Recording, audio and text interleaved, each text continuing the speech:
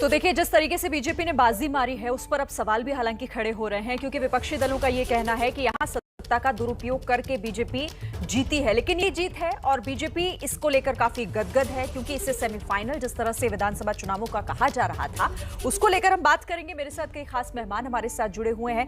मेरे साथ डॉक्टर अंतुल तेवतिया बुलंदशहर से बीजेपी के जिला पंचायत सदस्य अध्यक्ष हमारे साथ जुड़ गई हैं।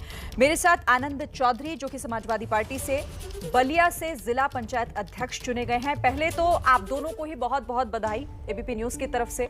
शुरुआत में अंतुल जी आपसे कर लेती हूं, क्योंकि आप लोगों के लिए तो खुशी का माहौल है, जश्न मनाया जा रहा है। इतनी बड़ी जीत कैसे मुमकिन हुआ, ये सब मैं आरोपों पर बात करूंगी। पहले तो आप अपनी रणनीति बता दीजिए कि मतलब कैसे इतनी बड़ी जीत।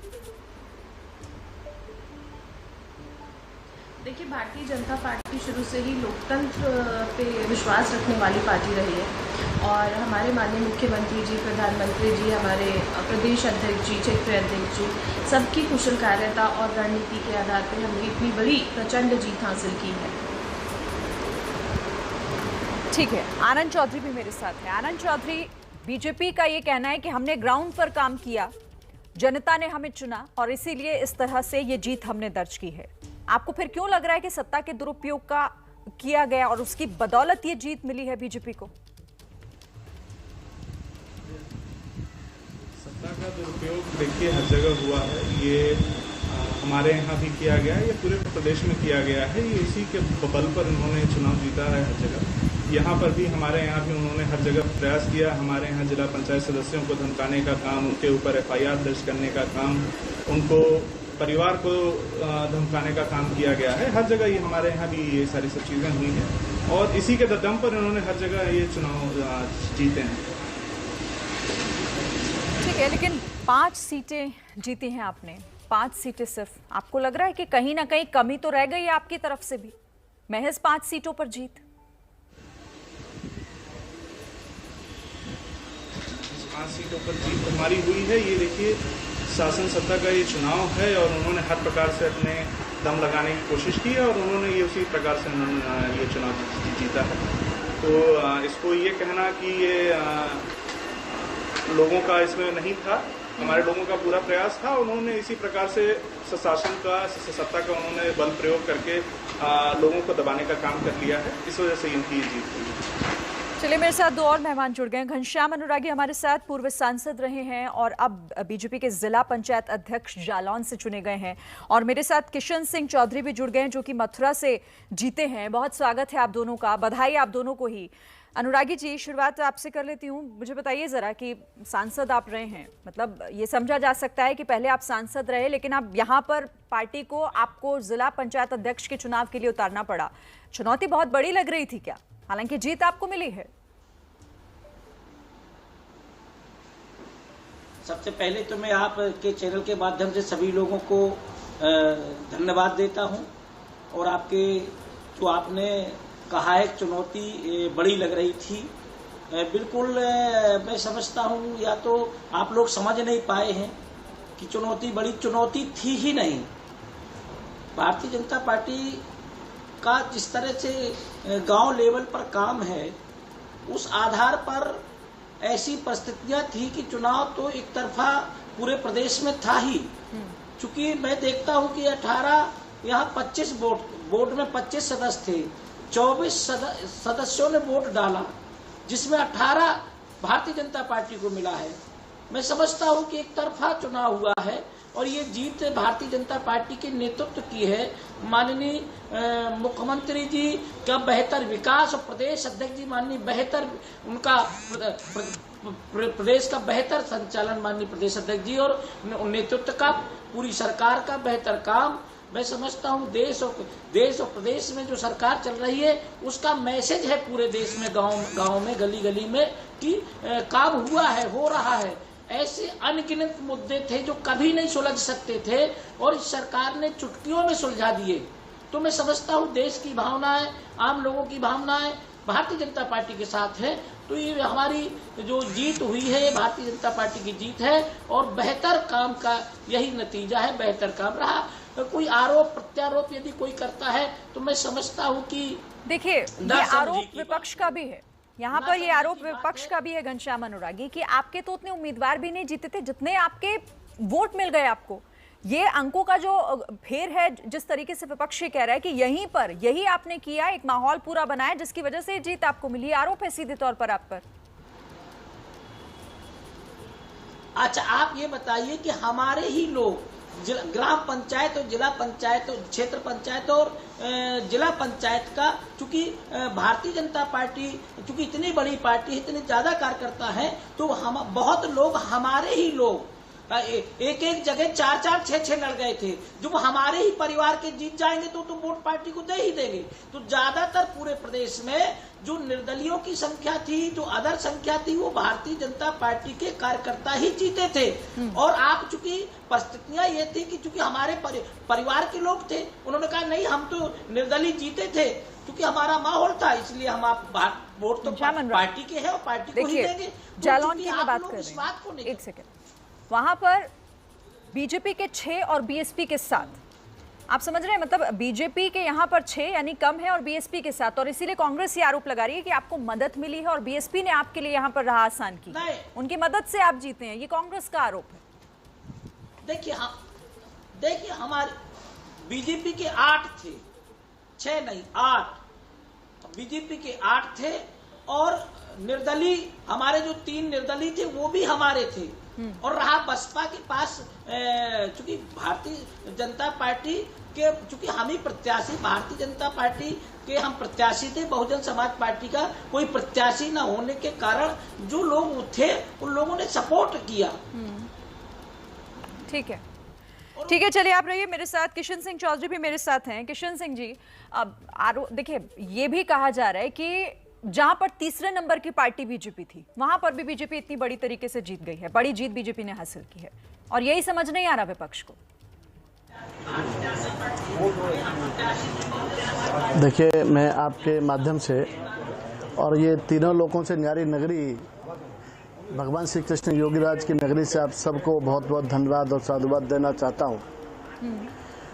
ये जो जीत वाली बात है, 8 वाली बात है, पहली बात तो हम 9 थे, बीजेपी के 9 थे, जो निर्दलीय जीत थी वो भी बीजेपी की थी, और बाकी जो सीटों पे बीजेपी के रहे हैं वो हमारी पार्टी के लड़े कार्यकर्ता, और बीएसपी के तो बहुत कम थे, और राष्ट्रीय लोकदल के भी न के बराबर थे।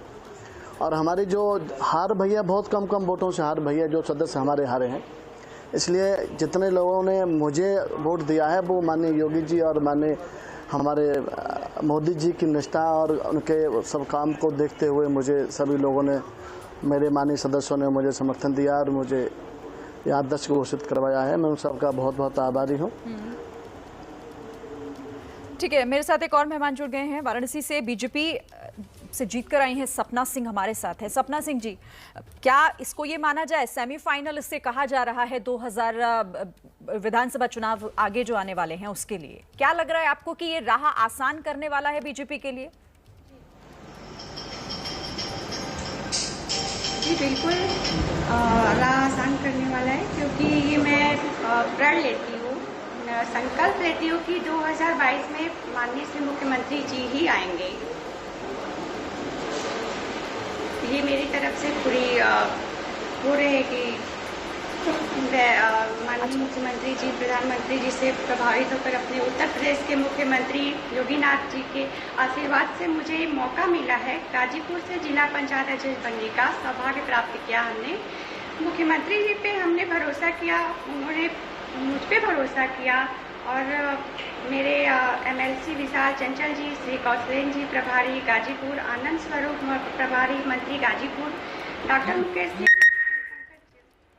चंचल जी मेरे पति, मेरे ससुर रमाशंकर सिंह और शिव शंकर सिंह का आशीर्वाद से, भारतीय जनता गाजीपुर के समस्त कार्यकर्ता और जिला पंचायत सदस्य एवं क्षेत्रवासियों के आशीर्वाद से हमने ये इतनी बड़ी पद का मुझे वो सौभाग्य प्राप्त हुआ है जी। अच्छा सपना जी, आप गाजीपुर यानी पूर्वांचल से आप आती हैं। पूर्वांचल पर लगातार योगी आदित्यनाथ की भी नजर रही है, खुद प्रधानमंत्री भी जिक्र लगातार पूर्वांचल के विकास को लेकर करते रहे हैं।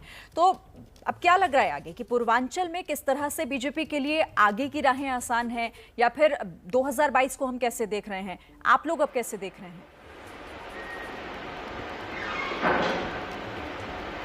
हमारे लिए तो योगी आदित्यनाथ जी का आना बहुत वो है।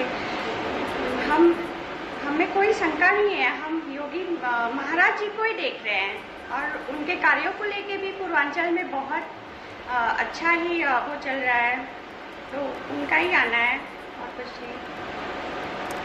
चलिए ठीक है, आप सभी मेरे साथ रहिए और भी आगे आपसे बात होगी, चर्चा हम करेंगे। आनंद चौधरी भी मेरे साथ हैं, उनसे भी मैं पूछूंगी कि सपा में क्या लग रहा है कि अब विश्लेषण की जरूरत है। जिस तरह से 5 सीटों पर ही महज यहां पर टिक कर रह गई समाजवादी पार्टी को एक बड़ी जीत हासिल हुई है, उससे बीजेपी की राह तो आगे की आसान लग रही है। लेकिन ये एक मैसेज है विरोधियों के लिए, विपक्षी दलों के लिए, क्योंकि अब उनके लिए 2022 की जो जंग है वो आसान नहीं होगी और इसी पर हम चर्चा भी लगातार कर रहे हैं। सारे खास मेहमान हमारे साथ जुड़े हुए हैं। अतुल तेवतिया, मैं फिर से आपके पास आती हूँ। क्या लग रहा है आपको कि आपकी तैयारी ज्यादा थी या फिर विपक्ष कमजोर पड़ गया? देखिए, तैयारी की तो ज़रूरत ही नहीं थी, क्योंकि हमारे जो संगठन के और हमारी पार्टी के जो कार्य थे वो इतने ज़्यादा थे कि उसमें तैयारी की आवश्यकता ही नहीं पड़ी। हमारे ग्राउंड वर्क पे हमने हमारे हर एक कार्यकर्ता ने इतनी मेहनत की है। जो योजनाएं हैं केंद्र से हो चाहे प्रदेश से हो, वो हर घर घर पहुंची हैं और ग्राउंड लेवल पे पहुंची हैं। हमारा जो एक मानना रहा है अंत्योदय, हम मानते हैं कि अंतिम पंक्ति में खड़े हुए इंसान की प्रगति हो, हम उसको खड़ा करें। तो उस आखिरी दरवाजे तक माननीय मोदी जी और माननीय योगी जी के नेतृत्व में ऐसी योजनाएं पहुंची हैं, चाहे वो उज्ज्वला योजना हो, 3 तलाक हो, तो उससे बहुत ज़्यादा प्रभाव पड़ा है और तैयारियों की कोई ज़रूरत ही नहीं थी। क्योंकि देखिए, आज जनता जो है वो सब जानती है, आज जनता को आप बदला नहीं सकते हैं। तो एवरीवन इज़ वाइज एंड ये हमारी पार्टी की जीत है, बहुत जो हमारी कुशल कार्यकर्ता है उनके मेहनत की जीत है। घर घर जाके जो योजनाएं हमारे कार्यकर्ताओं ने, पदाधिकारियों ने, सबने पहुंचाई हैं, ये उसकी जीत है। तो जो लोग हैं वो बहुत आज बहुत वाइज है एंड वो सब जानते हैं। ठीक है, मेरे साथ एक और मेहमान जुड़ गए। डॉक्टर शेफाली सिंह हमारे साथ मुरादाबाद से बीजेपी की तरफ से निर्विरोध चुनी गई हैं। मेहमान मेरे साथ हैं। डॉक्टर शेफाली सिंह, आपके पास आऊंगी कि आप जिस सीट से जीत कर आई हैं उसे समाजवादी पार्टी का गढ़ कहा जाता है और अभी भी मौजूदा समय में 6 विधायकों में से 4 विधायक समाजवादी पार्टी के हैं। निर्विरोध आप चुनी गई, मतलब ये कितनी बड़ी जीत आप इसे कह रही हैं या फिर आपके लिए वहां पर मुश्किलें किस तरह की थी? देखिए, मुश्किलें तो जब आप किसी कार्य के लिए निकलते हैं तो मुश्किलें होती हैं, लेकिन जब एक पढ़ा लिखा कैंडिडेट आता है तो कहीं ना कहीं बाकी सदस्य भी ये सोचते हैं कि हम विकास करने आए हैं। हमारे यहाँ जो 39 मेंबर थे, सभी मेंबरों का एक मत ये था कि हम पार्टी पॉलिटिक्स से परे जाके विकास करना चाहते हैं और उन सब ने 4 तारीख को हमारे परिणाम निकले। मेरे पास 5 तारीख से ही रुझान आ गया। सदस्यों ने आगे बढ़कर अपना सहमत और बहुमत मुझे दिया और निर्विरोध चुने जाने का मतलब तो यही है कि कहीं ना कहीं पूरी तरीके से हर पार्टी के हर सदस्य ने मेरा समर्थन किया। ठीक है, मेरे साथ श्रीकला सिंह भी हैं, निर्दलीय जौनपुर से जीत कर आई हैं। बहुत बधाई आपको श्रीकला सिंह जी, लेकिन आपकी जीत इसलिए भी बड़ी हो जाती है क्योंकि आप खुद निर्दलीय प्रत्याशी के तौर पर लड़ी और एक बड़ी जीत आपने हासिल की, एक बड़े अंतर से। क्या कहेंगी इसे लेकर? सबको बहुत बहुत धन्यवाद। एंड ये जो मेरी जीत है सब हमारी जौनपुर की वोटर्स और हमारा जिला परिषद का मेंबर्स के है। एंड आई एम को क्योंकि वो एकदम he made a very. Shrikala जी, मैं आपके पास फिर से आऊंगी, कुछ तकनीकी दिक्कत है, मैं आपके पास फिर से लौटती हूँ। आनंद चौधरी, एक बार फिर आपके पास, क्योंकि आप ये कह रहे हैं और अभी भी आपने, जब मैंने शुरू में आपसे सवाल किया तो फिर आप बीजेपी पर ही सवाल उठा रहे थे। क्यों नहीं लगता आपको कि आपकी तरफ से भी तो कमी रही होगी? 5 सीटों पर महज सिमट जाना ये बड़ी बात होती है और आपके लिए तो खतरे की घंटी इसीलिए क्योंकि चुनाव सर पर है विधानसभा।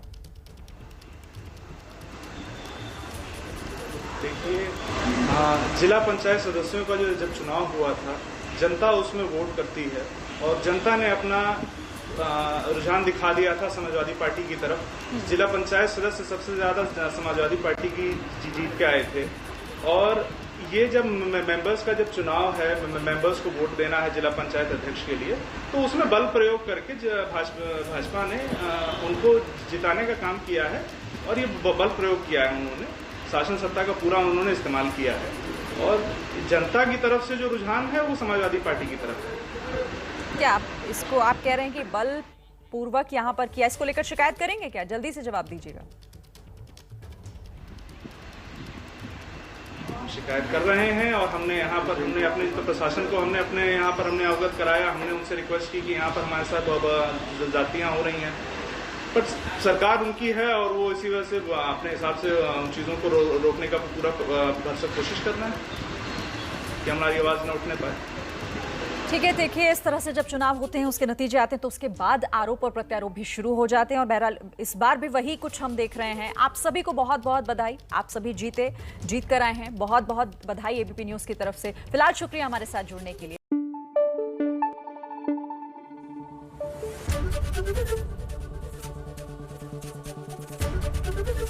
एबीपी न्यूज़ आपको रखे आगे।